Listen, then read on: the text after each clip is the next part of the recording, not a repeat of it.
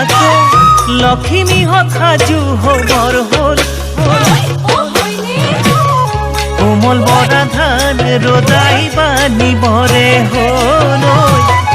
আখলৰে খৰি খেৰু গোটাবৰে হ'ল আহি পালে মাঘৰ বিহু কেনেকৈনো কোলাই থাকক